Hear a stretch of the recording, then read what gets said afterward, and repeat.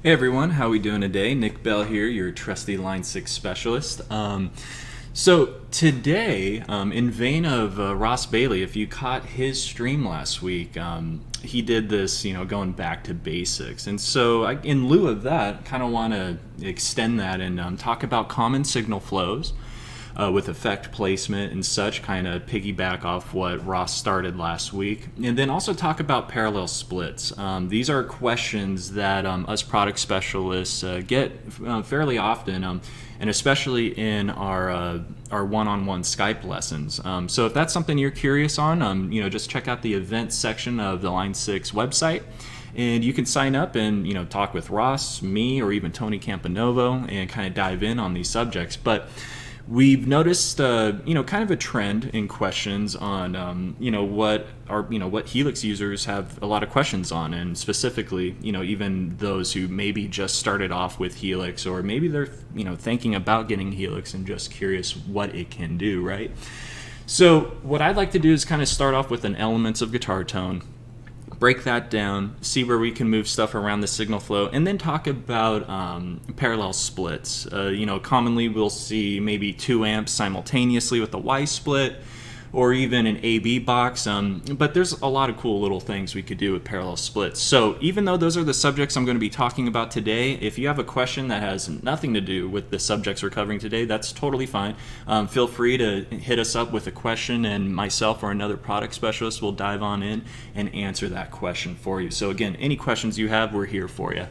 So let's get on started and take a look at this elements of guitar tone that I have here. So like I was saying, for those of us that have been playing guitar for many years and have, decent sized pedal boards and have even been using, Helix since its release in 2015, this is probably going to be all review for you and nothing new. But for some of us out there, this may be just what we need. So let's just kind of break it off. So I'm going to start off going over this kind of PowerPoint prezo, and then I'll take us over to HX Edit, where I'm going to build a tone for you and kind of show you some cool stuff there. So let's take a look at what we have with our elements of guitar tone.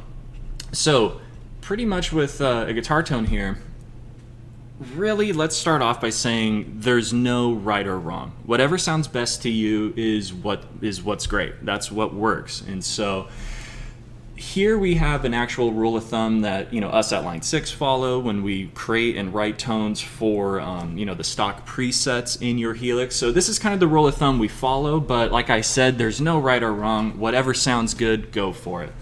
So as we see here, we start off with our instrument, and then after our instrument, that's when we're going to run into things such as maybe a volume pedal, but what we have here on the screen is our filtering. So a crybaby or a wah-wah. After that, pitch shifting, maybe it's like a Digitech Wham or just a pitch shifter altogether. Following that, compression. This is where most people like to have compression. However, in Helix, there are models of like an LA2A studio comp, and that was usually in a rack in a studio, and your process signal after the mic would go through that LA2A. So even though, like I said, this is a rule of thumb, there are some rules to break here. So generally speaking, when you're using a compressor, that's where you'd want to start off before your distortion, right? So these effects I like to call non-time based effects. These are effects that cannot be adjusted through via time, right? So these effects usually live in the beginning of your signal flow. You're not really going to see a distortion or an overdrive after an amp, but hey, if that's what you're going for, then so be it. But in this rule of thumb here, these types of effects, compression, overdrives, distortions, and filtering, you want these to be at the beginning of your signal flow. Now, the pink bracket here, these are time-based effects. These are effects that can be controlled by time, such as modulation with a chorus or even a flanger, delay, and reverb. So if you were to think in a traditional sense, this is pretty much what we've been used to, kind of just growing up before the days of modeling, right? You have your pedal board going right into your amp.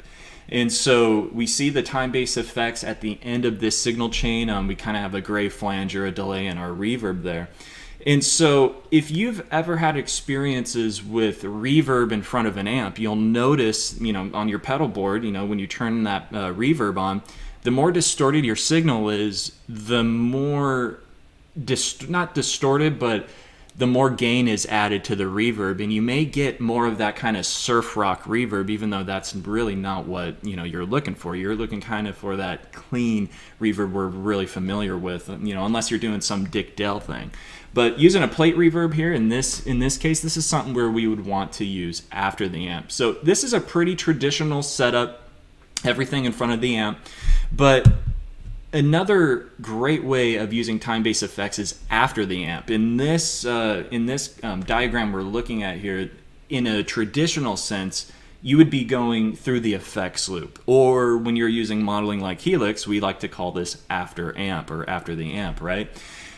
Now, things like modulation here, flangers, choruses, I tend to like those in front of the amp more, especially like a phaser or even or like an MXR flanger. That for me always has to go in front of the amp. But in this case, when you move it after the amp, you're literally going to add a flanging effect to after the mic. So it's still going to sound great, but it's not going to have that traditional feel, if you will. So whenever you hear me or hear us talking about after the amp, we're literally moving these effects after the amp. Now, another great setup is using parallel splits, and that's what we're going to talk about moving forward after this. What's great about a parallel split is that simultaneously we see here that I have a modulation, a reverb, and a delay happening. But the delay and the reverb are on two separate paths, and when you create a parallel split where the reverb and the delay are on its own path, what happens is that you don't get delay repeats feeding into the reverb. So that means every delay repeat we hear, there's going to be reverb followed after it. In this case, what we're looking at here, every time the delay repeats, it's not feeding into the reverb. They're on their own path, so they don't process into one another. You'll also notice what we have written here, parallel effect routing can help preserve the dry signal. So lots of times I like to put if I'm using just a reverb after the amp, I'll put that on a parallel split where I have my reverb on one side and nothing on the other, so it's kind of a dry setup. And how something like that would look is we would just start off with an amp. I'm just going to do a who-watt, and let's just add a reverb. And so if we were to add this on a parallel split, you're getting a wet-dry type of situation here. And so this can really open up your sound. You don't need to have multiple effects and a lot of crazy stuff happening to use parallel splits. Even the most simplest tone of just an amp with reverb, this can make all the difference. Now, when you have multiple effects as well, let's say if I were to have a modulation, like a bias trim or even that flanger, right? As long as I have something on or off, you're going to get that dry signal as well. But what's the beauty here is that you don't have these two effects feeding into one another. So just keep that in mind when you're building your sound. So taking a look here, common signal flow. What I'm going to do is I'm going to start having some fun with some parallel splits now. We all have a pretty good idea on effect placement, over that rule of thumb we were taking a look at. So what I'd like to do is kind of dive into some, fun little parallel split stuff I've been working on. A cool like delay with, with a pitch shift happening. But let's take a look at the comments. We're getting some coming in. I'm hearing lots of boomy low end frequency from your mic. Might want to roll that off next time. All right, sorry Ed B. If anyone else is hearing that low end, please let me know. Maybe I can move some stuff around. I'm using a pretty decent blue mic here, so I'd be surprised to hear some boominess. So let's see here. Can we still run Line 6 Pod HD in Mac Big Sur? Yeah, definitely. From what I recall, it really all depends on the software, other software that you're using, but the Pod HD, with the Monkey software and stuff for updating, that's all been updated for Big Sur. And if you're using a Mac, you don't need any drivers really to pass audio, so you should be good going there. So, but we'll definitely make a note on that if you've had some issues with Big Sur. I have Big Sur as well, I believe, on my system, and everything's been good when I've updated Pod HDs, in the warehouse for some B stock. But we'll circle around on that. Plaso. So thank you. Doc, good to see you, man. Listening with headphones, that's probably why. Thanks, Ed. Thanks for looking out. Can we see you edit software in Big Master? Would you help me, please? So, Plaso, we'll double check on that. If last time I checked, you can, but then again, I haven't really used Pod HD in a while. But let's make sure we connect at the end before the end of the stream, and I'll make sure to get some answers for you. And if I can't answer that for the stream currently, shoot me over a personal message to my Facebook with your email, and then I can get you some answers. So let's move on over to the parallel splits that we have. Thanks, Plaso. All right. So a cool little trick I was messing around with the other day. It's kind of inspired from this live solo of Yngwie Malmsteen that I thought was pretty cool. Something I haven't seen in, I haven't watched it in probably like 8 or 9 years, but I saw it the other day, and it just I just had to create this tone. So pretty much when you think of a parallel split, I'm going to start off, and I'm just going to use an amp and cab. Actually, let's just do an amp and an impulse response. So the impulse response I'm using today, I'm going to use a 1024. That way I have some more DSP to do some, fun stuff. And I'm going to go down, and these are some impulse responses I snagged off the marketplace. These LRS Live Ready Sound. These ones are really, really good. They're a lot of fun, and they just sound awesome. So let's see some tones. Let's see what we got today. Cool. Oh, that's when I thumped the table. Oh, okay. Sorry about that. Good to know. Good to know. That's where that low end is coming. So at least we know it's not so much the mic. It's just the vibration of the table. So moving on. So taking a look here, and please let me know how all the tones are, or how the volume levels are. I could always make adjustments. So that's a good sounding amp so far. I haven't made any adjustments to it. I really like these impulse responses. They sound great. The most I would do is probably roll off about 40 hertz.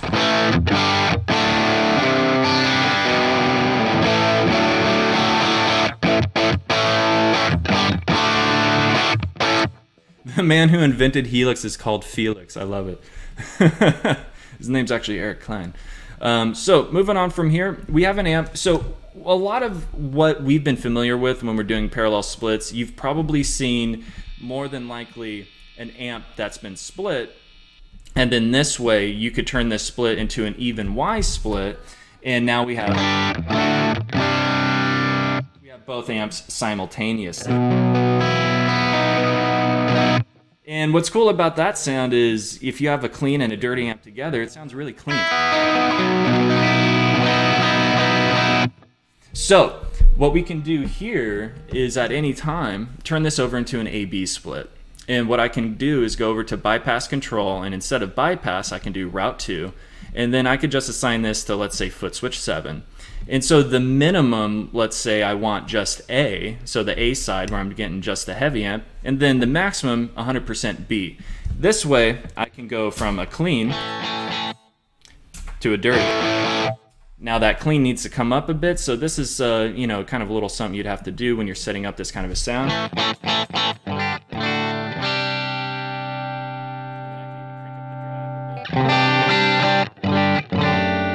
And then go back to my heavy amp. And keep in mind you can move the minimum and maximums to anywhere you want. So I could go to route 2 and I can make the maximum be an even split, let's say. So now when I'm on path A, I'm obviously getting the heavy amp. But then when I hit my foot switch, now I have both sides. And we can make our volume adjustments, and once you get it locked in, close enough for rock and roll, right? So it's really up to you on kind of what you're going after, but this just kind of shows you, just getting started with a parallel split, specifically using something like an A-B box. And then we also have crossover and dynamic. Now, crossover you can actually set so when a certain frequency is produced, the split will happen, the fade will happen to the B side. Now, a split dynamic, think of this as kind of like a noise gate at the split. So if I reach a certain threshold, it will start to cross over into the B side as well. So if you want something where maybe the amp is really clean, but then when you really dive into it and you want that reverb to that spring reverb to kind of spring out, that's one way to do it as well. So something I don't use a lot, but it's definitely great to have in your bag of tricks. Now, before I move on further, let's see what we got here. Love Eric, this is awesome. Weekly learning live streams. Thank you, John. Much appreciated on that. So what I really wanted to show you was this cool little thing I was talking about earlier, that kind of like, inspirational tone I saw Yngwie doing. So what I'm going to do is I'm going to remove this amp. And so now we just have our straight up Marshall sound. Let's go to humbucker. So what we can do now is I'm going to create a split using a delay. I'm just going to do a simple delay just for the sake of today. Then I'm going to drop this right under my amp. I like to group my blocks as best as possible. That way they're just a little easier to manage. But of course, as you know, the bigger your tone gets, that's not so easy. So this tone's going to have essentially just 5 blocks. And then after my delay, I'm going to add a pitch synth. Just a pitch. So we'll do a simple pitch. I'm going to turn that off for now. And we're just going to kind of build this as we go. So taking a look at the comments, do you guys post any of the presets that you create during live streams? Usually we do, and Scott, I'm glad you asked that, because after I'm done today, I actually saved this preset to our custom tone, so I'll make sure that link gets posted on the screen. I'll leave it up for a bit, that way you can copy it, or if you're viewing after the live stream, you can pause and rewind and so on and so forth. So thank you for that question, Scott. So moving on, let's see what we got going on here. Taking a look at the delay. So we're at milliseconds right now, and if you've ever tried to adjust milliseconds to a drummer or to a beat, you'll know that's that takes forever. But if you're looking at notes from maybe you're looking at what was the BPM on that one Pink Floyd song, right? Vintage and traditional delays, they didn't have note subdivision. You actually had to set them, through, via, milliseconds and so on. So I'm going to hit the little clock icon, and now we're going to get into note subdivision. So now I'm on a quarter note repeat. So however fast I tap that tap tempo, or whatever tempo I set manually, we will get a perfect quarter note.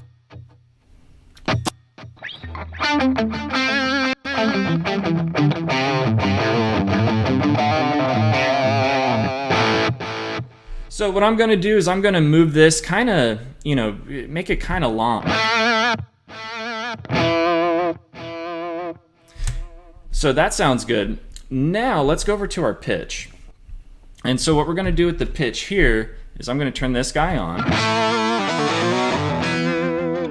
We're going to turn this down to an octave below, so -12 on the interval.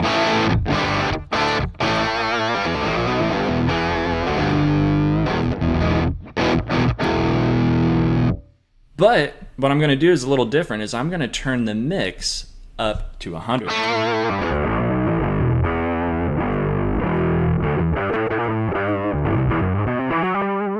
So now I kind of sound like a bass, right? So now if we turn this off and then turn the delay on, let's see what we have. So we got our delay.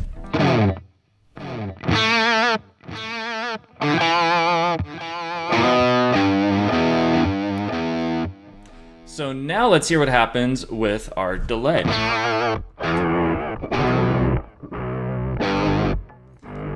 So what I want to do with this delay, and what I'm going to do is I'm going to go back to this bass back preset I created. So what we have here with the delay is you want the mix up to 100%. And so I'm going to turn the delay back down to about a half note, and make sure the mix of your delay is turned up all the way. and then the mix of the pitch is up all the way. So we get something like this. Oh, well, first let's change this out to digital. Cool, cool. All right, make sure the level is up on this one. Sorry about that. So now we hear that we don't hear the note pass through the delay since the mix is up to 100%. You hear the A side, and then you hear the B side bouncing back. And that's what we get by having that mix at 100%. If we were down back to 40, it's going to pass through at the same time. And why are we doing this? Check this out. So if I turn on the pitch, every time we get a delay repeat, the delay repeat is actually down an octave. And so this you can have a lot of fun with. Currently, this is kind of that idea I was telling you about that I got from Yngwie doing that live solo. And all he's doing is, doing what he does, but he's really just... I can make that delay even, slower.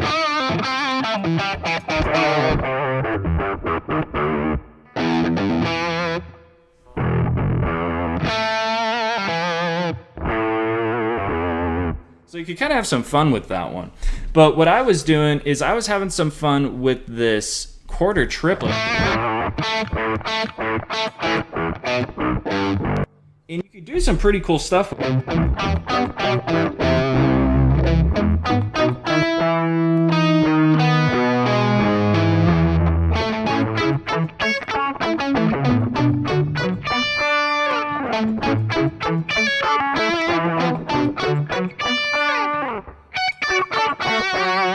You could do some cool little like neoclassical stuff.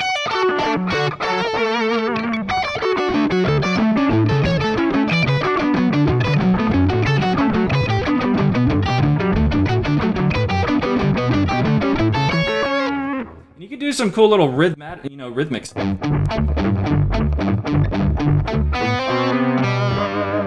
And so for those who are more musical than myself, you could really kind of take this idea and kind of expand on it. And so what I've done here is I've already assigned an A-B switch, just how we saw earlier, where we just chose the A-B split, go into bypass controller assign, and we don't want to turn the split on and off. We want to, we want to adjust the route. And so choose route 2 as opposed to bypass.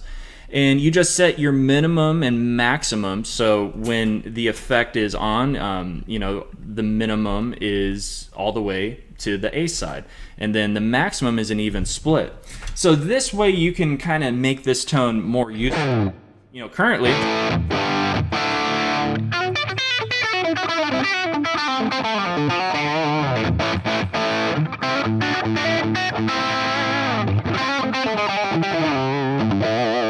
And then at any given time, you hit that foot switch.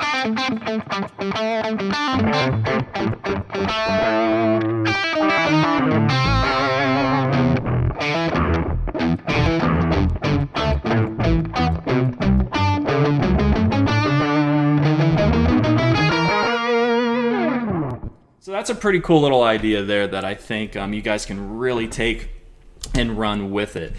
Now, another preset I was messing around with, this was before we started today, was a dynamic fade. I was like I said, I'm not too used to using the dynamic fade. This is one of the new additions in the 3.0 update.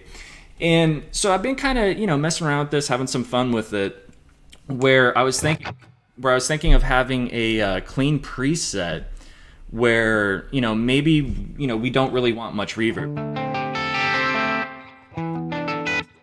And so what we have going on here is something where if I'm just kind of picking lightly, and this is a reverb. Think of you could have anything. You can have an overdrive. You can move the splits in front of the amp and have that overdrive kick in when you pick even harder.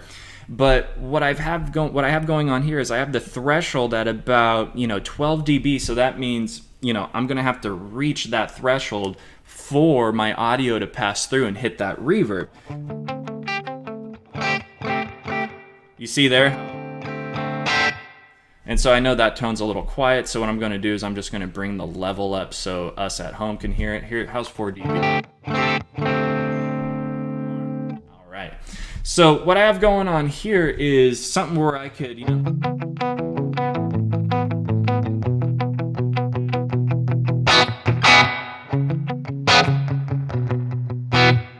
and so what you want to do is kind of adjust your decay. So maybe the decay, what that happens with the decay is once we reach the threshold, our attack is right here is the milliseconds on how long it takes for that gate to open, let's say, or for the crossover to happen. Whereas the decay is after it's open and the volume starts to drop a bit, how long does it take for that gate to close, or the split to go back to path A?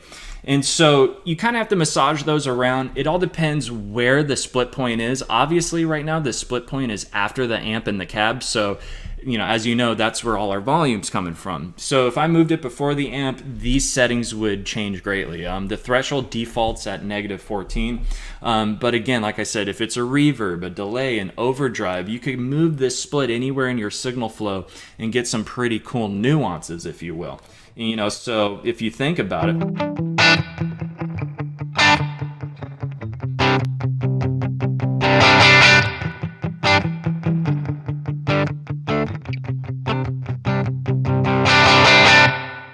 And we kind of get that cool spring reverb sound. So what I'm going to do is I'm actually going to, make the reverb sound a little more intense. And I'm using this Hot Springs. And if anyone here is into spring reverb, the Hot Springs is the way to go.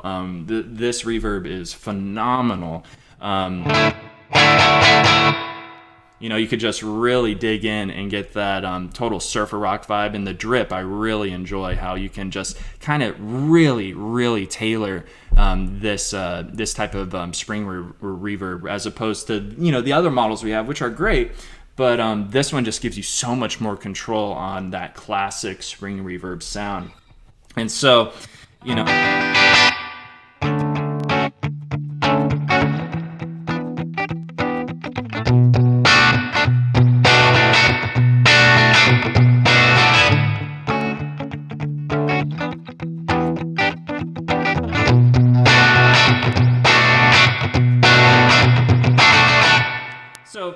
I'm sure, not a lot of cool playing going on right there, but you could kind of, that gives the idea of what you can do, with this type of dynamic, this split dynamic. I think, the parallel splits, sometimes they get overlooked, and I think sometimes the perception is that, that's what you use if you want 2 amps.